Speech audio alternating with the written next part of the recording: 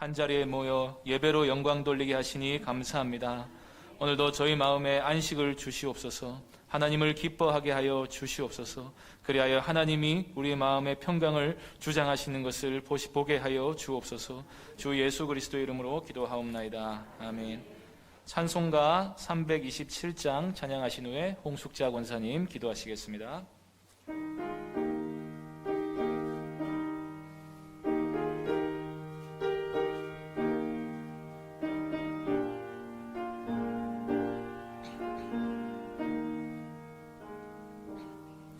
주님 주실 화평 믿음 얻기 위해 너는 정성껏 기도했나. 주의 제단 앞에 모두 바치기 전 복을 받을 줄 생각 마라. 주의 제단에 산제사 드린 후에 주의 맘을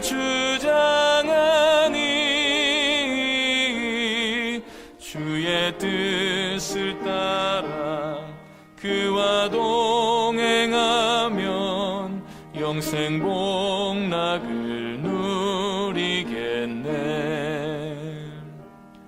주의 밝은 빛에 항상 활동하며 선한 사업을 힘쓰겠나. 자유 얻으려면 주의 뜻을 따라 너의 모든 것 희생하라. 주의 제단에 산제사 드린 후에 주의 맘을 주장하니 주의 뜻을 따라 그와 동행하면 영생 복락을 누리겠네. 주의 제단 앞에 모두 바친 후에 주와 온전히 사귀겠네. 주님 주신 기쁨 또한 그의 사랑 어찌 말로 다 형용하랴.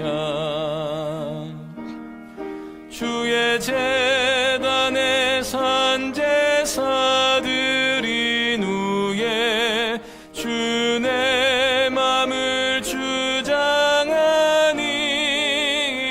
주장하니 주의 뜻을 따라 그와 동행하면 영생 복락을 누리겠네.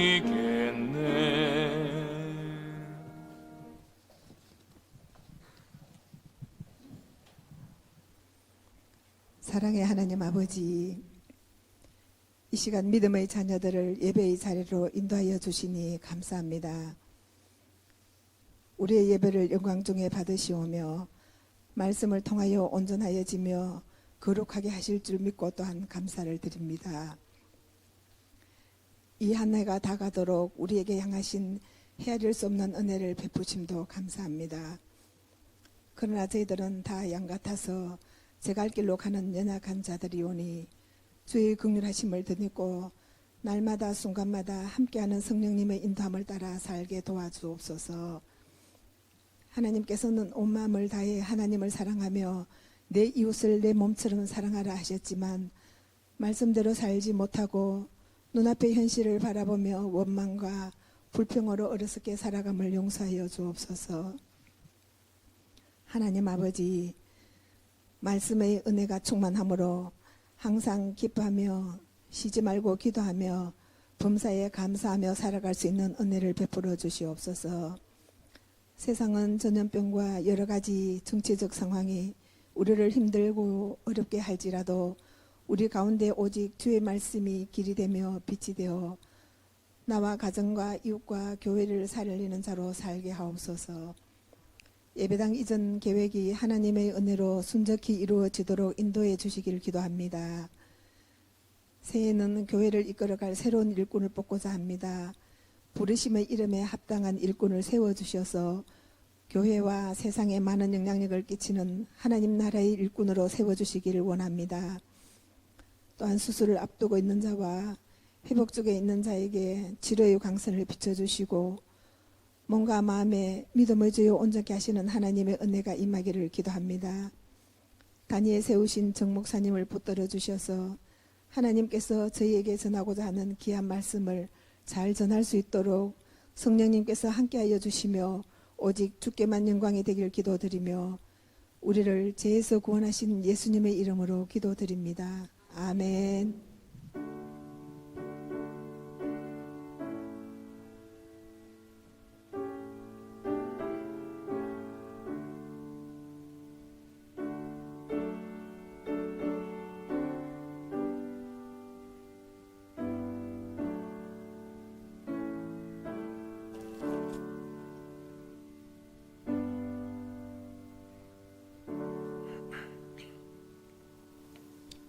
하나님의 말씀 에스라 10장 1절부터 4절까지 말씀입니다. 에스라 10장 전체가 본문입니다. 성경 봉독은 에스라 10장 1절부터 4절까지 하겠습니다. 구약 성경 724쪽입니다. 에스라 10장 1절부터 4절까지 한 절씩 교독하겠습니다. 에스라가 하나님의 성전 앞에 엎드려 울며 기도하여 죄를 자복할 때에 많은 백성이 크게 통곡하며 이스라엘 중에서 백성의 남녀와 어린아이의 큰 무리가 그 앞에 모인지라. 엘람 자손 중 여이엘의 아들 스가냐가 에스라에게 이르되 우리가 우리 하나님께 범죄하여 이 땅 이방 여자를 맞이하여 아내로 삼았으나 이스라엘에게 아직도 소망이 있나니 곧 내 주의 교훈을 따르며 우리 하나님의 명령을 떨며 준행하는 자의 가르침을 따라 이 모든 아내와 그들의 소생을 다 내보내기로 우리 하나님과 언약을 세우고 율법대로 행할 것이라. 이는 당신이 주장할 일이니 일어나소서 우리가 도우리니 힘써 행하소서 하니라. 아멘. 이 시간에 아직도 소망이 있나니 라는 제목으로 하나님 말씀 전하겠습니다. 신약 성경은 예수님을 믿어 구원받은 하나님의 백성들을 가리켜서 성도라고 부릅니다. 성도는 말 그대로 거룩한 무리라는 뜻입니다. 교회 다니는 사람 중에 직분이 없으면 보통 성도라고 하는데 실제로 예수님을 믿어 의롭다함을 받아서 거룩함을 입은 사람들만이 하나님의 성도라고 부를 수 있는 것입니다. 하나님의 백성들은 거룩한 사람들입니다. 왜냐하면 하나님께서 거룩하시기 때문입니다. 거룩하신 하나님께서 우리를 구원하시고는 내가 거룩하니 너희도 거룩해야 된다고 말씀하셨습니다. 왜냐하면 하나님의 백성들은 거룩하신 하나님과 교제할 수 있도록 새로 지으심을 받은 존재이기 때문입니다. 그래서 하나님께서는 독생자에게 우리의 모든 죄를 지워 십자가에서 처리해 버리셨습니다. 그래서 우리는 그리스도 안에서 죄가 없다고 인정되어서 하나님과 교제할 수 있는 자격을 갖추게 된 것입니다. 그래서 하나님의 백성이 거룩하지 않다는 것은 있을 수가 없는 개념입니다. 하나님의 백성은 반드시 거룩한 존재일 수밖에 없습니다. 왜냐하면 성도는 거룩하신 하나님을 모시고 사는 존재이기 때문입니다. 참된 믿음을 가진 성도들이라면 반드시 이 사실을 인식하며 살아가야 합니다. 단지 지옥에 가는 일을 면하기 위해서 죄의 용서만을 구하거나 그것을 근거로 하나님께 어떤 복을 받아내려는 것에 그친다면 그것을 참된 신앙이라고 부를 수 없는 것입니다. 참된 믿음을 가진 성도들은 반드시 이 거룩을 추구하는 존재들인 것입니다. 왜냐하면 성도는 예수님의 피로 자기 죄가 씻김을 받아 의롭다함을 받았고 하나님을 마음에 모시고 살게 된 존재임을 알게 되었기 때문입니다. 그렇다면 거룩이란 무엇입니까? 성경에서 거룩이란 구별됨을 뜻합니다. 여기서 하나님의 거룩하심과 사람의 거룩함은 차이가 있습니다. 먼저 하나님께서 거룩하시다는 말에는 두 가지 의미가 있습니다. 첫째는 하나님께서는 존재적으로 우리와 구별되신다는 것입니다. 먼저 하나님께서는 모든 피조물과 구별되어 계신 분이십니다. 하나님은 피조물의 일부도 아니시고 피조물과 동등한 위치에 있지도 않으십니다. 하나님은 말 그대로 하늘에 계신 분이십니다. 천문학자들은 우주의 크기가 200억 광년 이상이라고 말하는데 하나님은 그보다 더 크고 높으시며 그 우주와도 구별되어 계신 분이십니다. 빛의 속도로도 200억 년을 이동해도 끝나지 않는 그 우주를 큰 원으로 그려놓고 하나님이 그 우주를 손으로 감싸고 계시는 모습을 한번 마음으로 상상해 보시기 바랍니다. 하나님은 얼마나 높고 위대하신 분이십니까? 이런 의미에서 하나님을 우주의 일부로 생각하거나 우주가 하나님이다라고 말하는 범신론은 신성모독에 해당합니다. 하나님은 피조물과 딱 구별되어 계신 분이십니다. 하나님은 세상이 없어도 얼마든지 존재할 수 있으십니다. 하나님은 인간이 감히 범접할 수 없는 영역에 계시며 존재하는 방식 자체가 아예 다르십니다. 그래서 하나님은 그 어떤 피조물과도 비교할 수 없고 인간의 수준에서 논할 수 있는 분이 전혀 아닌 것입니다. 그래서 솔로몬은 성전을 지어놓고 그 크신 하나님께서 하나님을 이런 조그만 집에 모신다는 발상 자체가 너무나 황송스러운 일이라는 말을 합니다. 역대하 2장 5절 6절에 보면 솔로몬이 두로왕 후람에게 사람을 보내며 이런 말을 합니다. 내가 건축하고자 하는 성전은 크니 우리 하나님은 모든 신들보다 크심이라. 누가 능히 하나님을 위하여 성전을 건축하리요. 하늘들의 하늘이라도 주를 용납하지 못하겠거든. 내가 누구이기에 어찌 능히 그를 위하여 성전을 건축하리요. 그 앞에 단지 분향하려 할 따름이니이다. 솔로몬의 성전은 당시에 그런 건축물이 없는 너무나도 크고 화려하고 웅장한 집이었습니다. 그런데 하나님 입장에서 생각해 보면 그것은 어쩌면 참으로 귀엽게 여길 수는 있을 것입니다. 어린아이가 소꿉장난으로 집을 만들어 놓고 엄마랑 아빠랑 같이 여기서 살겠다 하는 것보다 더 귀여울 수도 있을 것 같습니다. 물론 성전은 하나님께서 그의 백성과 만나시는 장소로 성막을 그렇게 정하신 성막을 본따서 만든 것입니다. 그래서 건물이 중요한 게 아니라 하나님의 말씀대로 또 지정한 형식과 방식대로 제사를 드리는 게 중요한 것이고 그런 의미에서는 물론 성전을 소꿉장난과 비교할 수는 없습니다. 그래서 하나님께서는 성전에서 그의 백성과 만나주시고 죄를 사하시고 함께 하시는 것이지만 어쨌거나 솔로몬은 내가 크고 웅장한 성전을 지었음에도 불구하고 하나님은 그의 성전으로 담을 수 없는 훨씬 높고 위대하시고 거룩하신 분이시다 하는 사실을 생각하지 않을 수 없었던 것입니다. 또 하나님께서 존재적으로 구별되어 계시다 하는 말은 피조물과 구별되어 계실 뿐 아니라 완전하신 분이시다 하는 것을 뜻하기도 합니다. 피조물은 어떤 피조물이든지 항상 부족함이 있고 결핍이 있습니다. 일단 모든 피조물은 전적으로 하나님께 의존되어 있습니다. 그러나 하나님은 스스로 계신 분이십니다. 사람은 일을 하거나 끼니를 거르거나 잠을 못 자면 피곤합니다. 그러나 하나님은 피곤하지 아니하십니다. 사람은 여러모로 한계가 있습니다. 그러나 하나님은 한계가 없으십니다. 전능하시고 전지하십니다. 이런 의미에서 우리가 하나님의 거룩하심처럼 거룩할 수는 없습니다. 우리는 스스로 있을 수 없고 완전할 수도 없는 존재이기 때문입니다. 그리고 하나님께서 거룩하시다 하는 말의 두 번째 의미는 하나님께서는 죄가 없으신 분이라는 뜻입니다. 하나님은 동이 서에서 먼 것처럼 죄와 완전히 분리되어 계신 분이십니다. 하나님은 존재적으로도 완전하실 뿐 아니라 완전히 의로우신 분이신 것입니다. 하나님께는 그 어떤 허물도 찾아볼 수가 없습니다. 하나님은 도무지 잘못이나 실수를 하지 않으시는 분이십니다. 하나님은 그 어떤 악의도 없으시고 모든 생각과 일을 선하게, 공의롭게, 정직하게, 신실하게 하십니다. 하나님은 윤리적으로 완전하신 분이시고 항상 자신의 본성에 맞게 행동하시는 분이십니다. 그런 의미에서 인간이 죄인임을 인식하는 가장 결정적인 때는 하나님을 만났을 때입니다. 사람끼리 부딪히며 살 때는 누가 죄인인지 알아보기 어렵습니다. 죄가 만연하면 점점 더 죄를 죄로 여기지 않게 되기도 합니다. 왜냐하면 죄인 스스로를 의의 기준으로 삼았기 때문입니다. 요즘에는 하나님이 분명히 죄라고 정하신 것들을 죄로 여기지 않는 부분이 점점 더 많아지고 있습니다. 그것이 인간이 죄로 인해 더 많이 타락해 가고 있다 하는 증거입니다. 그런데 그런 인간이 거룩하신 하나님을 만나면 그 스스로가 얼마나 더러운 죄인이었는가 하는 것을 인식하게 됩니다. 하나님께 비하면 우리가 나름대로 입었다는 의는 더러운 누더기에 불과합니다. 요한 1서에서 사도 요한이 하나님은 빛이시다 한 말씀의 의미가 바로 이것입니다. 하나님은 완전히 의로우신 분이십니다. 그런데 그 하나님의 빛이 우리에게 비추면 우리가 머리부터 발끝까지 완전히 썩어 있는 죄인임이 드러나게 되는 것입니다. 인간의 문제가 바로 여기서부터 시작됩니다. 하나님의 세계에는 죄가 조금도 있어서는 안 됩니다. 하나님은 죄와 완전히 구별되어 계신 분이시고 하나님이 다스리시는 세계에 죄가 있는 것을 결코 용납하지 않으십니다. 그래서 하나님은 죄를 혐오하시고 죄에 대해서 반드시 심판하십니다.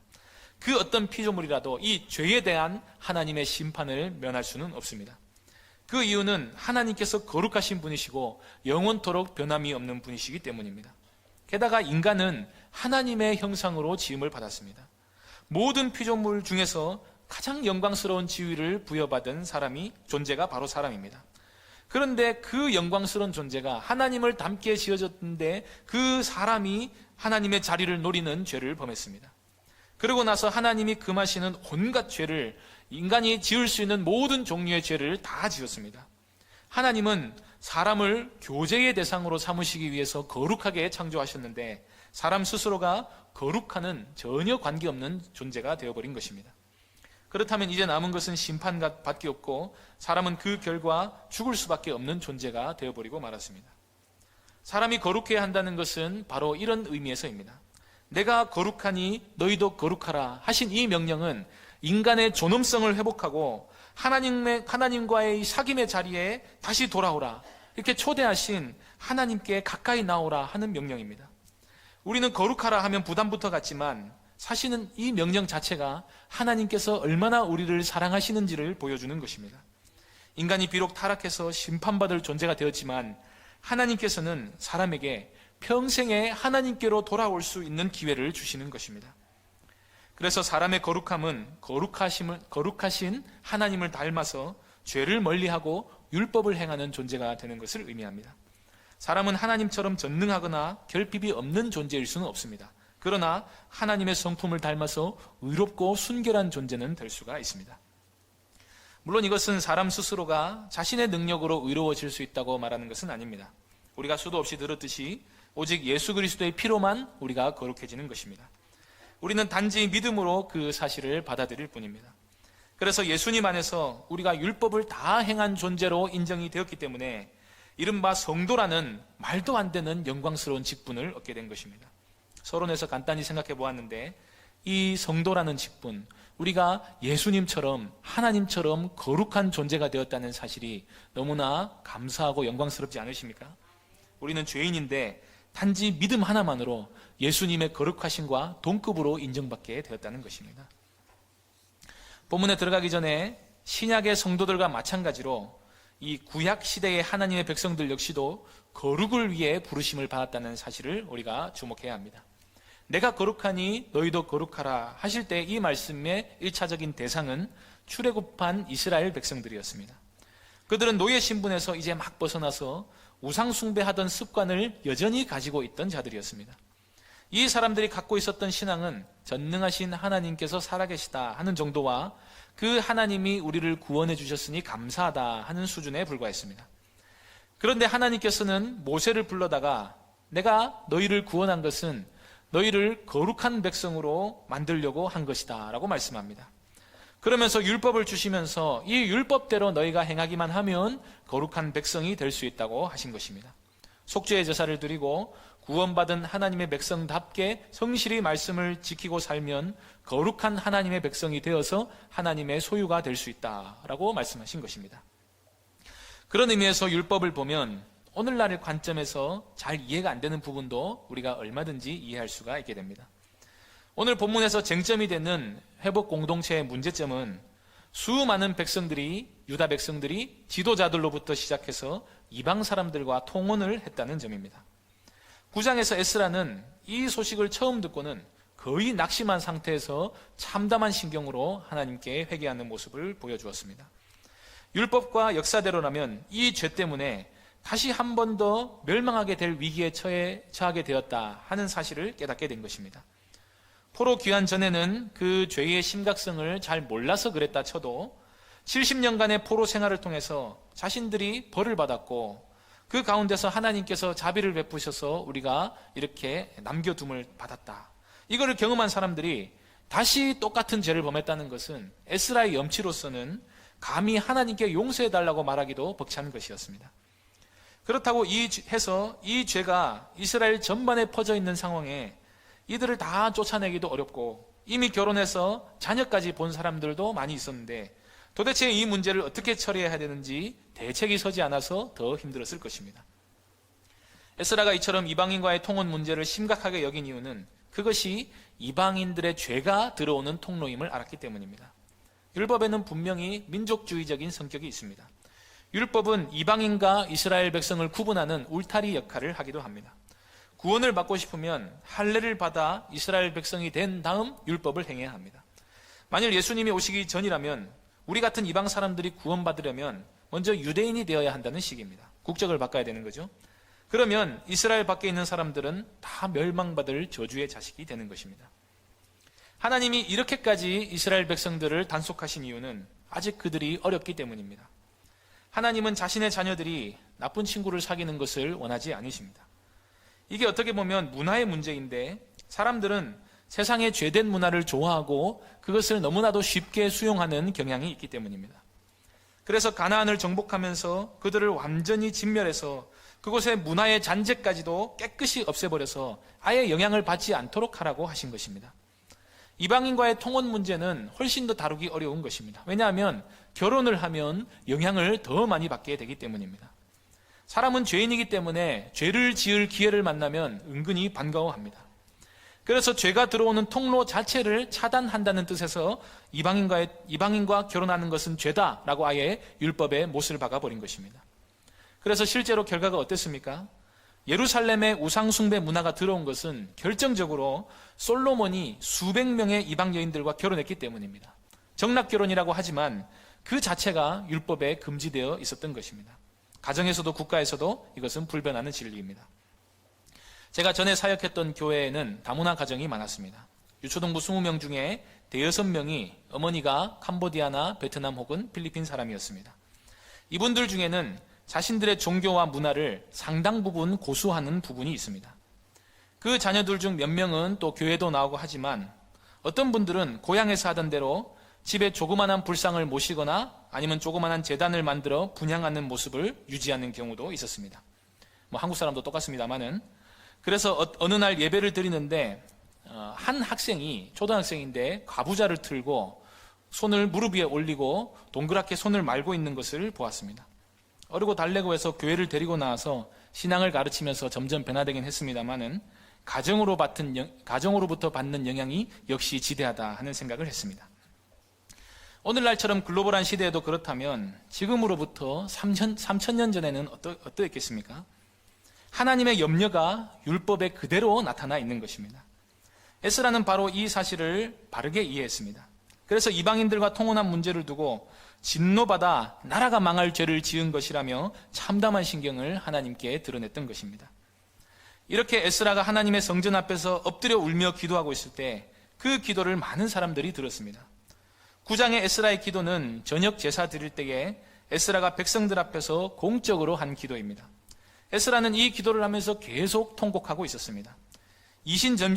이심전심이라고 그동안 죄의 심각성을 깨닫지 못하던 이스라엘 백성들이 상번제에 참석했다가 에스라의 모습을 보고 자신들 역시도 비통한 마음이 들었습니다. 그래서 수십 년간 아무 생각 없이 지내왔는데 자신들이 멸망당할 죄를 지었구나 하는 사실을 깨닫고는 수많은 백성들이 모여 에스라와 함께 통곡하기 시작합니다.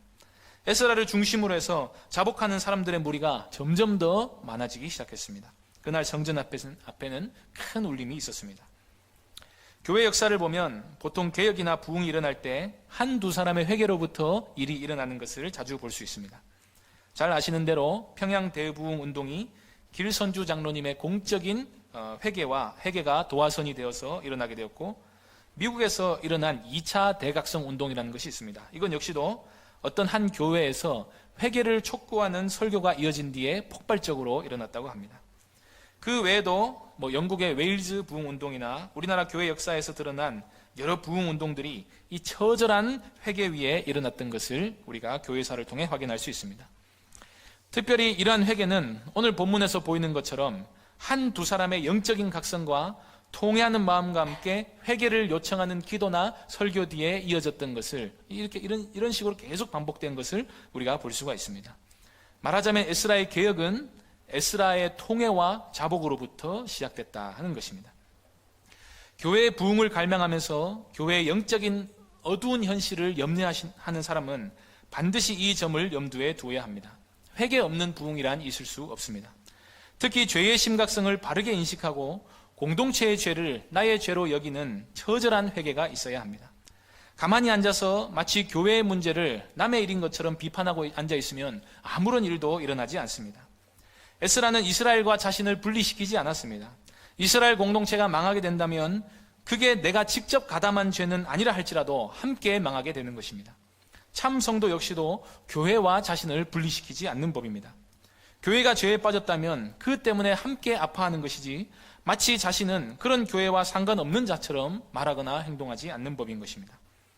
그렇게 에스라가 통회하며 자복하자 백성들도 그 회개에 동참하기 시작했고 그 회개하던 무리들 중에서 스가냐라는 인물이 에스라에게 나와서 이렇게 말합니다. 2절 3절입니다. 엘람 자손 중 여히엘의 아들 스가냐가 에스라에게 이르되 우리가 우리 하나님께 범죄하여 이 땅 이방 여자를 아내로 삼았으나 이스라엘에게 아직도 소망이 있나니 곧 내 주의 교훈을 따르며 우리 하나님의 명령을 떨며 준행하는 자의 가르침을 따라 이 모든 아내와 그들의 소생을 다 내보내기로 우리 하나님과 언약을 세우고 율법대로 행할 것이라. 스가냐라는 인물에 대해서는 우리가 아는 바는 거의 없습니다만은 한 가지 확실한 것은 이분은 이방인과 혼인한 사람 명단에는 들지 않았다는 것입니다. 스가냐 역시도 자신이 직접적으로 죄에 가담한 것은 아니었지만 에스라의 회개에 눈물로 동참했습니다. 그런데 스가냐는 우리가 우리 죄에서 돌이키면 아직도 소망이 있다고 생각했습니다. 그 첫째 이유는 아마도 이스라엘이 아직도 망하지 않았다는 사실을 볼 때에 하나님께서 노하기를 더디하시고 오래 참고 계신다는 사실을 발견했던 것 같습니다. 또 한 가지 소망이 있는 이유는 에스라와 함께 하나님의 명령을 떨며 준행하는 자들이 여전히 많이 있었다는 것입니다. 나라를 망하게 할 만한 죄가 공동체에 만연해 있었지만 그와 더불어서 하나님의 명령을 따라 신실하게 살아가는 무리들 역시도 있었던 것입니다. 이들이 에스라의 회개에 동참했습니다.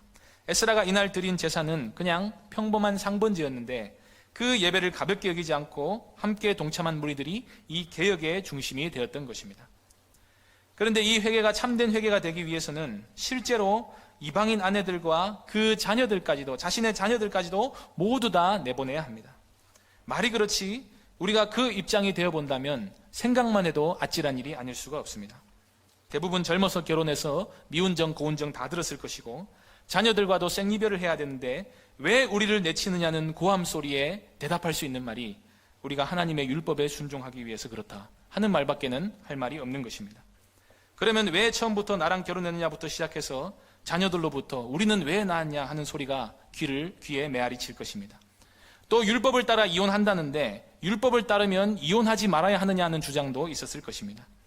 이것이 얼마나 어려운 일이었는지는 나중에 실제로 이를 실천한 사람이 숫자가 생각보다 적다는 사실에서 드러납니다. 역시나 죄의 맛은 달고 그 열매는 쓴 것입니다.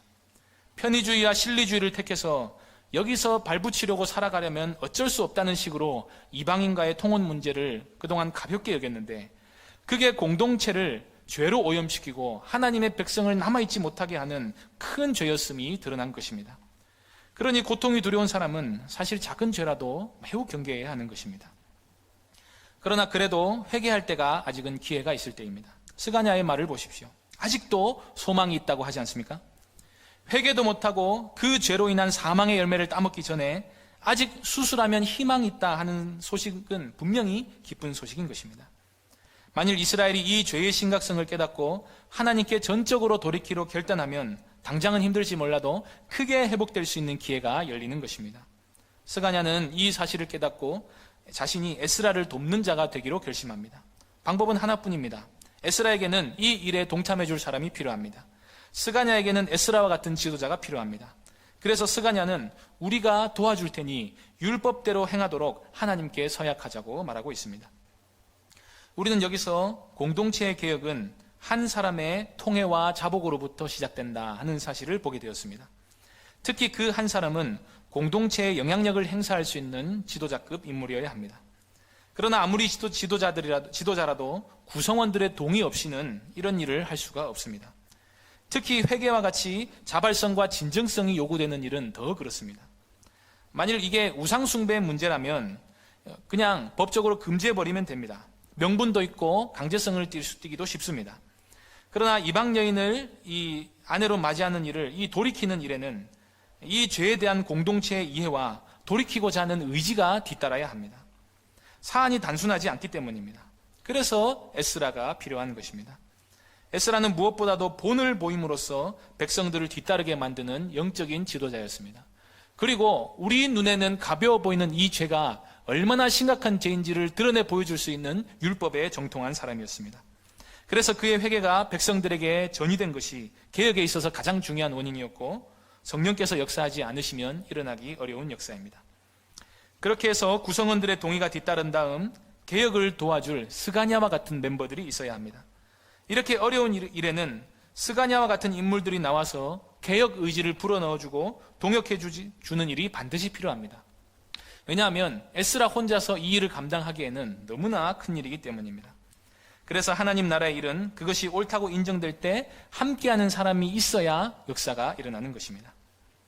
그러자 에스라가 힘을 얻어서 성전 앞에 모인 무리들에게 이 말대로 행하기를 맹세하도록 합니다. 그리고 에스라는 곧바로 개혁을 단행하는 것이 아니라 또다시 골방에 들어가서 금식하며 하나님께 기도합니다. 6절 보시기 바랍니다. 이에 에스라가 하나님의 성전 앞에서 일어나 엘리야십의 아들 여호하난의 방으로 들어가니라. 그가 들어가서 사로잡혔던 자들의 죄를 근심하여 음식도 먹지 아니하며 물도 마시지 아니하더니. 여기 여호하난의 방이란 여호하난이 쓰던 방이었든지 아니면 방의 이름을 그 사람의 이름을 따서 지었을 것입니다. 에스라는 이곳을 기도의 골방으로 선택해서 물도 마시지 않으면서 철저하게 금식합니다.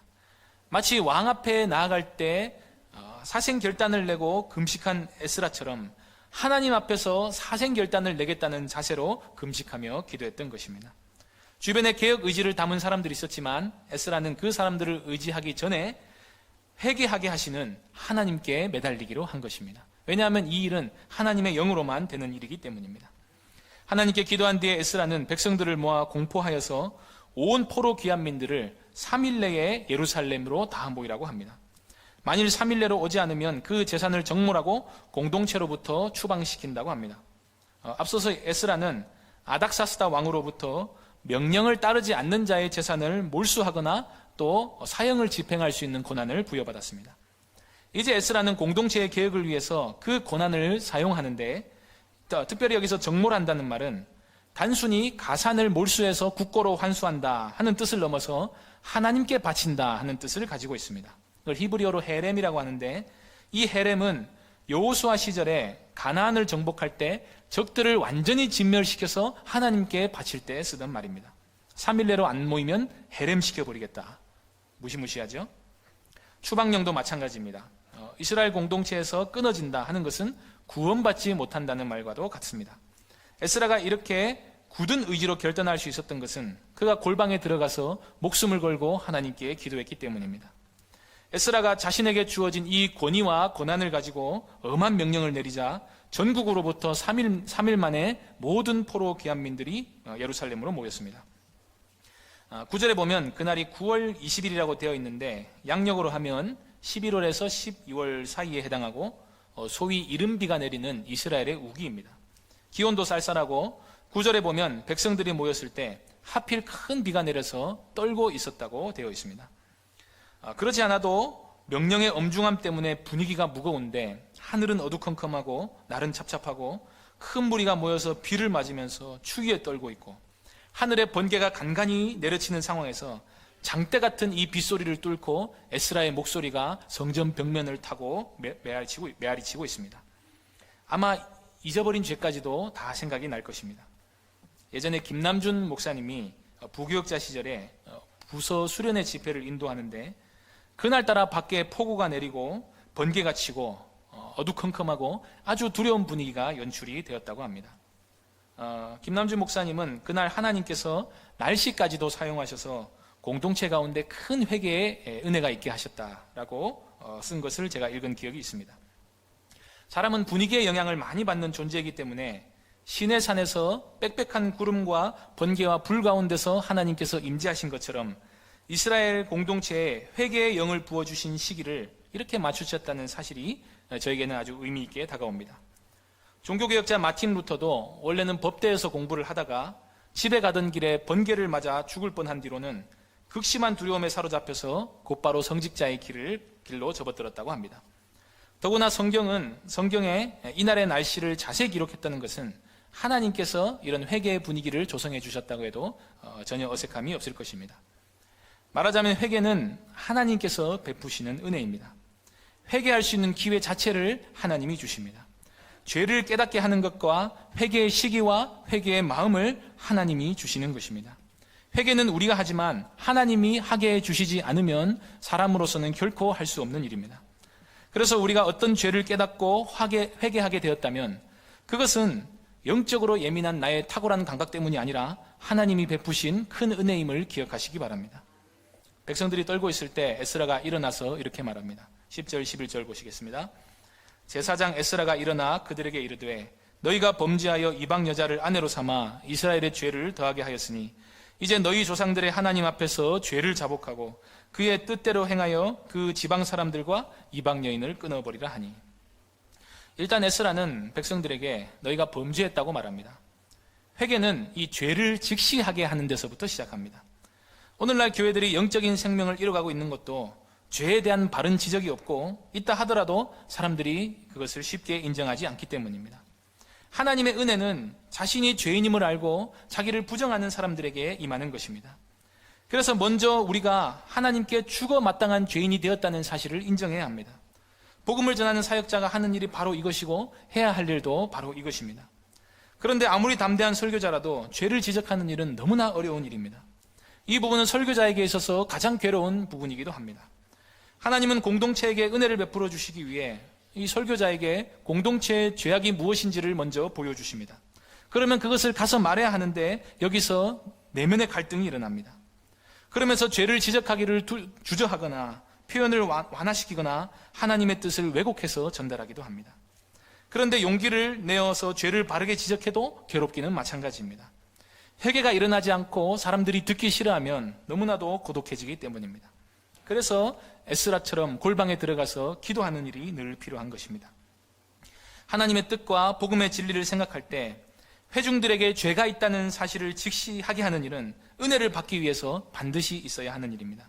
설교자는 하나님 앞에 서 있을 때에만 이 직무를 비로소 감당할 수가 있습니다. 율법학자 에스라가 지적한 죄는 이방 여인들을 아내로 삼은 일입니다. 백성들은 이제 자신의 죄가 무엇인지 구체적으로 알았고 똑똑히 알았습니다. 그때 에스라가 진짜 회개가 무엇인지를 우리에게 가르쳐 줍니다. 11절에서 보시듯이 참된 회개란 하나님 앞에서 죄를 자복하고 그의 뜻대로 행하는 것입니다. 먼저 자복해야 됩니다. 어떤 사람들은 자복을 안 하고 행동만 돌이키는 사람들이 있습니다. 이것은 자존심을 내세우는 것입니다. 잘못을 지적하면 죄송합니다 라고 먼저 해야 되는데 안 하면 되잖아요 하면서 행동만 바르게 하는 척 하는 것입니다. 이것은 잘못을 돌이키기 이전에 우리가 지은 죄가 얼마나 잘못된 일인가에 대한 이해와 참회가 우리 가운데 먼저 있어야 한다는 것입니다. 평소에 방 청소 좀 하라고 그렇게 말했는데 끝까지 안 하더니 엄마가 화를 내면 그제서야 입이 나와가지고 말도 안 하고 청소하는 척 하고 있으면 화가 더 나죠. 하나님이 죄를 지적하실 때 반드시 우리의 입술의 고백으로 우리 죄를 자복하고 이 죄에 대한 인식을 먼저 바르게 갖는 것이 반드시 필요합니다. 우리가 하나님께 정말로 잘못했다 하는 인식을 가지는 것이 회개의 출발점인 것입니다. 그리고 회개는 말뿐이 아니라 하나님의 뜻대로 행하는 것입니다. 생각은 바른 것 같고 기도는 참 잘하는데 행동은 고치지 않는 것도 잘못된 것입니다. 이스라엘의 경우는 자신의 죄를 인식하고 자복하는 일은 상대적으로 쉬운 일이었습니다. 그런데 실제로 이방 여인들을 내보내는 일은 너무나도 어려운 일이었습니다. 그럼에도 불구하고 율법대로 행하지 않으면 하나도 회개하지 않는 것입니다.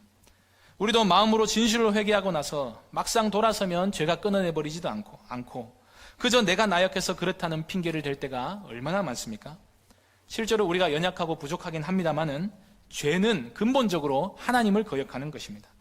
말은 회개했지만 실제로는 돌이키고 싶지 않은 마음이 우리를 지배할 때 우리가 참다운 회개를 하지 못하는 것입니다. 에스라가 이 말을 하자 온 회중이 당신의 말씀대로 우리가 행할 것입니다 라고 대답합니다. 말이야 바른 말이니까요. 그런데 문제는 백성의 수가 많아서 하루 이틀 만에 이 문제가 처리될 만한 일이 아닌데 밖에는 큰 비가 내려서 사람들이 추위에 떨고 있다는 것입니다. 그래서 백성들은 에스라의 이 말에 동의하면서 이 문제를 해결하기 위해서 제도를 세우자고 제안합니다. 일단 조사관들을 세워서 이방 여인들과 결혼한 사람들을 조사하게 하고 그들을 각 마을의 장로들과 재판장들과 함께 기한 내에 모이게 하자는 것입니다. 장로들과 재판자들은 증인 자격으로 오는 것이겠고요. 이런 제안을 하자 15절에 보시면 요나단하고 야스야라는 사람이 그 일을 반대했고 레위 사람 누구하고 또 한 명이 반대에 동참했다고 하는데 전체 문맥을 보면 이방 여인을 내쫓자는 이 제안 주장에 에스라의 회개 요청에 반대한 것이 아니라 아마도 이 문제 해결 방식에 어떤 의견 충돌이 있었던 것 같습니다. 이를테면 그렇게 해서 시간과 인력을 낭비할 필요가 있느냐, 누군지 뻔히 아는데 에스라의 정권을 이용해서 법을 세우고 그냥 쫓아내버리자 한다든지, 조사하는 동안 서류 다 조작하고 자녀들 빼돌리고 할 테니까 신속하게 해야 한다든지, 아니면 이방인과 그 자녀들만 쫓아내지 말고 범죄한 자들 다 쫓아내야 한다든지라고 했을 수 있다는 것입니다. 그런 의미에서 본다면 15절 말씀은 방해가 있었다는 뜻이 아니라 오히려 그런 정도의 작은 의견 충돌 외에는 온 백성이 이 회개 운동에 동참해서 이 일이 순조롭게 진행되고 있었다고 이해할 수 있습니다. 그러자 조사를 하는데 조사관 편성하고 조사 대상이나 방식을 정하느라 열흘 뒤에 조사하기 시작해서 10월 1일부터 1월 1일까지 총 3개월간 조사를 했고 18절 이후에 보면 그 명단이 제시가 되어 있는 것을 볼 수 있습니다. 그런데 한글 성경에서 이 숫자를 세어보면 제사장 17명이고 레위인 6명, 성전 봉사자 4명에 일반 백성들이 86명으로 전체 합이 113명밖에 되지 않습니다. 제사장과 레위인이 많긴 하죠. 합치면 20%가 넘습니다. 그런데 전체 이스라엘 백성들의 숫자가 적어도 수만 명에서 수십만 명이 되었을 것으로 생각하면 공동체에 죄가 만연했다고 보기는 어려운 숫자죠. 그런데 19절에 보면 그들이 다 손을 잡아 맹세하여 그들의 아내를 내보내기로 했다라고 되어 있는데, 그렇게 본다면 이 명단은 이 중에서 실제로 이혼한 사람들의 명단을 말한다고 할 수 있습니다. 그러면 이 명단의 숫자는 두 가지를 우리에게 알려줍니다. 첫째는 회개의 큰 애통에도 불구하고 백성들의 동의가 있었지만 실제 개혁은 상당히 어려웠다는 것입니다. 둘째는 그럼에도 불구하고 회개하고 결단하는 무리가 있었기 때문에 이스라엘에 여전히 소망이 있다는 것입니다. 10장에서 실제로 개혁에 동참한 무리들의 명단은 개혁은 이제부터 시작이라는 것을 보여줍니다. 공동체에 어떤 죄가 만연해 있을 때 그것을 한 번에 고치기란 결코 쉽지 않습니다. 그럴 때 에스라 10장에 보여주는 것은 그럴지라도 우리가 철저한 회개를 하나님께 드리면 하나님의 말씀을 두려워하는 자들로부터 이 일을 시작해야 한다는 것입니다. 진리가 있으면 소수라 할지라도 그 진리를 따르는 자들의 편에 서야 합니다. 온 백성이 이 문제는 분명히 회개해야 하는 문제라고 동의했습니다. 그런데 실제로 율법을 따라서 회개에 동참한 사람은 소수였습니다. 그러면 어떤 생각이 들겠습니까? 말씀을 따른 사람이 손해를 본 것 같은 생각이 들지 않겠습니까? 실제로 우리가 경건하게 산답시고 회개한답시고 하나님의 말씀을 따라 행할 때 손해보는 것 같은 생각이 들 때가 많이 있습니다. 그러면 마음이 굉장히 억울해지고 왜 나만 이래야 하는가, 왜 나만 이렇게 경건하게 살아야 되는가 하는 생각이 들 때가 있습니다. 말씀을 따라서 예수님의 겸손하심을 생각하면서 나보다 남을 더 낮게 여겼더니 상대방이 기고만장해서 진짜로 자기가 더 나은 사람인 줄 압니다. 악을 선으로 갚았더니 다시 악으로 돌아오고 섬기는 마음으로 배나 수고했더니 섬김을 받는 사람들이 그것을 당연한 줄로 압니다. 성경에서 가장 흔한 불평은 이것입니다. 왜 하나님 악인은 형통하고 의인은 괴로움을 당해야 됩니까? 혹시 현상적으로 그렇게 보일지라도 하나님의 백성들은 진리를 따르는 사람들의 편에 서야 할 줄로 믿습니다. 어떤 사람들은 정신 차리고 보니까 동네에서 자기만 이방 여인을 내쫓았습니다. 그야말로 바보가 된 거 아니겠습니까? 그러나 에스라가 보기엔 어떻겠습니까? 하나님이 보시기에는 어떻겠습니까? 그 모습을 칭찬하고 격려하시지 않겠습니까? 함께 계시록 3장 4절 5절 말씀 다 함께 읽겠습니다. 그러나 사대에 그 옷을 더럽히지 아니한 자 몇 명이 내게 있어 흰 옷을 입고 나와 함께 다니리니 그들은 합당한 자인 연고라. 이기는 자는 이와 같이 흰 옷을 입을 것이요 내가 그 이름을 생명책에서 결코 지우지 아니하고 그 이름을 내 아버지 앞과 그의 천사들 앞에서 시인하리라. 아멘. 에스라 10장 뒷부분의 명단은 한 사람 한 사람이 새겨져 있는데 이게 사실 우리와 무슨 관계가 있는가? 성경을 그냥 통독하면 그런 생각이 들 수 있습니다. 그런데 만일 이 명단에 우리의 이름이 적혀 있다고 생각해 보시기 바랍니다. 그 많은 성경 단어 중에 하나가 내 이름이라고 생각하면 그야말로 큰 영광이 아닐 수 없습니다. 부산의 유엔공원에 가면 6.25에 참전해서 전사한 자들의 이름이 큰 비석 수십 개의 수만 개의 이름이 거기 적혀 있습니다. 저도 거기 가서 이름 몇 개 읽어봤는데 누군지 모르니까 별로 큰 감흥은 없었습니다만은 만약에 그 비석에 우리 가족 중 하나의 이름이 적혀 있다면 그 이름의 영광은 결코 작은 것이 아닐 것입니다. 그런데 그 정도가 아니라 우리 하나님의 생명책에 우리 이름이 기록되어 있다면 그 얼마나 영광스러운 일이겠습니까? 그런 은혜를 죄와의 싸움에서 승리한 자들에게 주신다는 것입니다. 예수님께서 말씀하십니다. 회개한 자들, 이기는 자들, 그 옷을 더럽히지 않고 하나님의 뜻에 순종해서 말씀을 따라간 자들은 생명책에 이름이 기록될 것입니다. 이 은혜를 기억하시고 묵묵히 십자가의 길을 걸어가시기 바랍니다. 남들이 회개 안 한다고 해서 우리가 하지 말아야 될 이유는 없습니다. 진리의 편에 서시기 바랍니다. 어려울 때라도 회개의 열매를 맺는 자들에게 하나님께서 구원의 은혜를 베풀어 주실 것입니다. 그렇게 하나님의 말씀을 떨면서 두려워하고 우리가 통회하며 엎드려 회개할 때 그렇게 모인 무리들이 큰 회복의 역사를 이루어낼 줄로 믿습니다. 이런 부흥의 은혜가 우리 교회 가운데 충만히 있으시기를 바랍니다. 기도하겠습니다. 하나님 아버지, 저희들에게 은혜를 베풀어 주셔서 참된 회복과 부흥의 역사가 회개로부터 시작된다는 사실을 보게 하시니 감사합니다. 우리의 죄를 끊어내버리는 것이 너무나 어렵고 큰 일이지만 하나님께서 우리에게 회개의 은혜를 베푸실 때 담대하게 그 말씀에 응답하는 저희가 되게 하여 주옵소서. 오늘도 저희와 함께하여 주시고 은혜를 베풀어 주옵소서. 예수님의 이름으로 기도하옵나이다. 아멘. 광고는 주보를 참조해 주시고 오늘 담임 목사님은 침산제일교회의 임직식에 순서가 있어서 잠시 자리를 비우셨습니다. 찬송가 212장 함께 찬송하고 기도하고 축도로 마치겠습니다.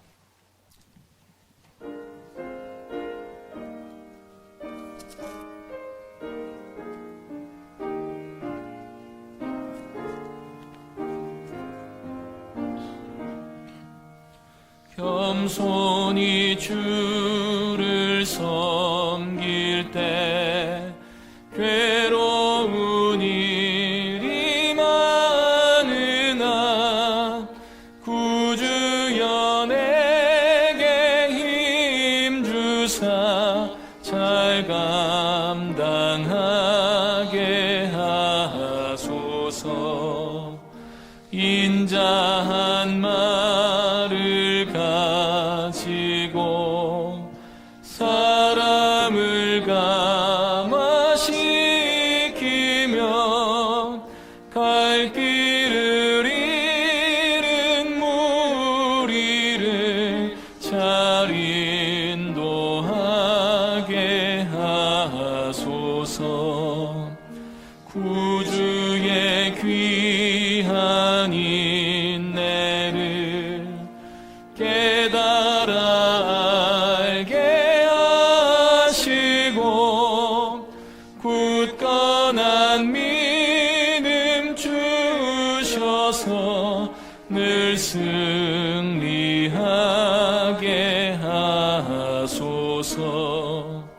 장래의 영광 비추사 소망이 되게 하시며 구주와 함께 살면서 참 평강 얻게 하소서. 아멘. 이 시간 함께 기도하실 때에 우리 공동체에 만연해 있는 죄가 혹시 있다면 그것이 무엇인지 깨닫는 마음을 주시기를 기도해 주시기 바랍니다. 그리고 발견했다면 그 공동체의 죄를 내 죄로 여기고 애통하며 회개하는 마음을 주시기를 기도해 주시기 바랍니다.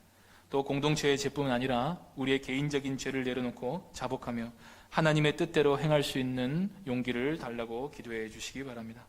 또 교회 이전 문제와 중직자 선거를 위해서 계속해서 기도해 주시고, 코로나로 인해 고통당하고 있는 이 땅을 위해서 기도해 주시고, 우리나라 교회의 이 죄악을 하나님 용서해 주시고 은혜로 회복시켜 달라고 기도해 주시기 바랍니다. 우리 다 함께 기도하시겠습니다. 하나님 아버지, 오늘도 저희를 사랑하사 크신 은혜로 저희를 붙잡아 주시니 감사합니다. 하나님의 말씀의 은혜가 우리 가운데 있어서 이 은혜로 말미암아 우리가 살게 되었습니다. 진리로 우리가 거듭나 하나님을 배웁는 존재가 되었습니다.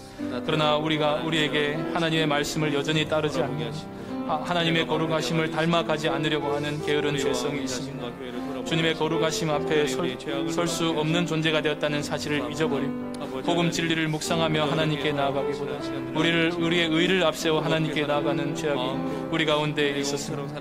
교만하여 남보다 나를 더 낮게 여기고 우리 스스로를 의롭다 여기고 다른 사람들을 고통 속에 몰아넣으며 또 상처를 주고 괴롭히는 일들이 우리 안에 흔히 일어났으니 사랑으로 상대방을 대하고 사랑으로 교회를 세우기보다 우리 자신의 이기적인 욕망을 위해서 교회를 섬길 때도 많이 있었습니다.